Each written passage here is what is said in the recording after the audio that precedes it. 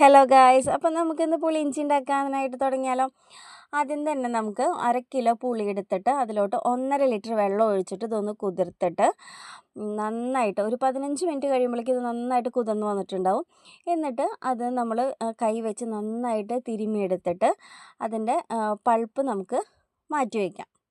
എന്നിട്ട് ആ കൊറ്റനില്ലേ, ആ കൊറ്റ നമുക്ക് കളയാം കേട്ടോ. അതിൻ്റെ പൾപ്പാണ് നമുക്ക് പുളിയിഞ്ചി ഉണ്ടാക്കാനായിട്ട് വേണ്ടത്. ഓക്കെ, ഇനി നമുക്ക് എന്താ ചെയ്യേണ്ടതെന്ന് വെച്ച് കഴിഞ്ഞാൽ ഒരു ചീനച്ചട്ടി അടപ്പത്തിട്ട് വയ്ക്കാം. ചീനച്ചട്ടി നന്നായിട്ട് ചൂടായിട്ട് വരുമ്പോൾ നമുക്കതിലോട്ട് വെളിച്ചെണ്ണ ഒഴിച്ചു കൊടുക്കാം. വെളിച്ചെണ്ണ നന്നായിട്ട് ചൂടായിട്ട് വരുമ്പോൾ നമുക്കതിലോട്ട് കടുക് ഇട്ട് കൊടുക്കാം. കടുക് നന്നായിട്ട് പൊട്ടി വരുമ്പോൾ നമുക്കതിലോട്ട് ഒരു 3-4 വറ്റൽമുളകൊന്ന് പൊട്ടിച്ചിട്ട് കൊടുക്കാം. ഇനി നമുക്കിതിലോട്ട് ചെറുതായി എരിഞ്ഞ ഇഞ്ചിയും ചെറുതായി എരിഞ്ഞ പച്ചമുളകും ഇട്ട് കൊടുക്കാം.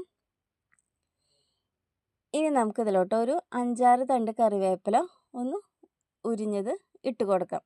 ഇനി ഈ ഇഞ്ചിയും പച്ചമുളകും നന്നായിട്ടൊന്ന് മൂപ്പിച്ചെടുക്കണം. ഇഞ്ചിയൊക്കെ നല്ല ഗോൾഡൻ കളറാവുന്നത് വരെ നമ്മളതൊന്ന് മൂപ്പിച്ചെടുക്കണം കേട്ടോ. അപ്പോൾ നമ്മുടെ ഇഞ്ചിയൊക്കെ ഇവിടെ നന്നായിട്ട് ഗോൾഡൻ കളറായി വന്നിട്ടുണ്ട്. ഇനി നമുക്കിതിലോട്ട് 1/2 ടീസ്പൂൺ മഞ്ഞൾപ്പൊടിയും 1/2 ടീസ്പൂൺ മുളക് പൊടിയും ഒന്ന് ഇട്ട് കൊടുക്കണം. ഞാനിതിൽ മുളക് പൊടിയും മഞ്ഞൾപ്പൊടിയും ഇട്ട് കൊടുക്കുന്ന വീഡിയോ എൻ്റെ കയ്യിൽ നിന്ന് സ്കിപ്പായി പോയിട്ടുണ്ട് കേട്ടോ. അപ്പോൾ നിങ്ങൾ ഗോൾഡൻ കളറാകുമ്പോൾ, ഇഞ്ചിക്കൊക്കെ ഗോൾഡൻ കളറാകുമ്പോൾ നിങ്ങളതിലോട്ട് 1/2 ടീസ്പൂൺ മഞ്ഞൾപ്പൊടിയും 1/2 ടീസ്പൂൺ മുളക് പൊടിയും കൂടി ഇട്ട് കൊടുക്കാം. എന്നിട്ട് ഈ മുളക് പൊടിയുടെയും മഞ്ഞൾപ്പൊടിയുടെയും ഒരു കുത്തുണ്ട്, ആ ഒരു കുത്ത് പോകുമ്പോൾ നമ്മൾ നേരത്തെ തയ്യാറാക്കി വെച്ചിരിക്കുന്ന നമ്മുടെ പുളിവെള്ളമില്ലേ, പുളിവെള്ളം ഇതിലേക്ക് ഒഴിച്ചു കൊടുക്കണം. കണ്ടോ, പുളിവെള്ളത്തിനൊക്കെ നല്ല കട്ടിയാണ്. നമ്മൾ പുളിയുടെ മാക്സിമം എടുക്കാനുള്ളതൊക്കെ എടുത്തിട്ടുണ്ട്. മാക്സിമം അതിൽ നിന്ന് അതിൻ്റെ ചാറ് എടുക്കാൻ പറ്റിയതൊക്കെ നമ്മൾ എടുത്തിട്ടുണ്ട്. നല്ല കട്ടിക്ക് വേണം നമ്മൾ പുളിവെള്ളം ഇതിലോട്ട് ഒഴിച്ചു കൊടുക്കാൻ. എന്നിട്ട് നമുക്കിതൊന്ന് ഇളക്കി കൊടുക്കാം. ഇനി ഇതിലോട്ട് ആവശ്യത്തിന് ഉപ്പ് ചേർത്ത് കൊടുക്കാം. ഇനി ഇതൊന്ന് തിളച്ച് വരുന്ന സമയത്ത് നമുക്കിതിലോട്ട് ശർക്കര ഇട്ട് കൊടുക്കാം. ഞാൻ ഇതിൽ 4 അച്ച് ശർക്കരയാണ് മൊത്തത്തിൽ ഇട്ട് കൊടുത്തത്. ആദ്യം 2 അച്ച് ഇട്ട് കൊടുത്തു, എന്നിട്ട് മധുരം കുറവായിരുന്നു, പിന്നീട് 1 അച്ചിട്ടു, വീണ്ടും 1 അച്ചിട്ടു, അങ്ങനെ ടോട്ടൽ 4 അച്ചിട്ടപ്പോഴാണ് നമുക്ക് ഇഞ്ചമ്പുളിയിലേക്ക് മധുരം കറക്റ്റായത്. ചില പുളിക്കാന്ന് വെച്ചാൽ നല്ല ഭയങ്കര പുളിയായിരിക്കും, ചിലതിനധികം പുളി ഉണ്ടാവില്ല.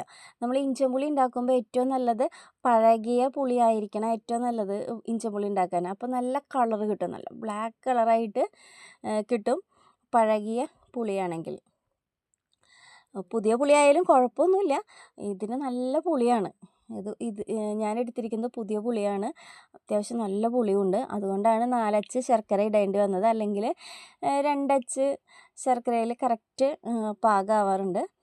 ഇനി നമുക്ക് ഇത് നന്നായിട്ട് തിളച്ച് വരുമ്പോൾ നമ്മുടെ ഈ ശർക്കരയൊക്കെ മെൽറ്റായിട്ട് വരില്ലേ, അപ്പോൾ നമുക്കിതിലോട്ട് ഒരു 1/2 ടീസ്പൂൺ ഉലുവ പൊടിച്ചതും കൂടി ചേർത്തിട്ട് നമുക്കിതൊന്ന് മാറ്റി വയ്ക്കാം.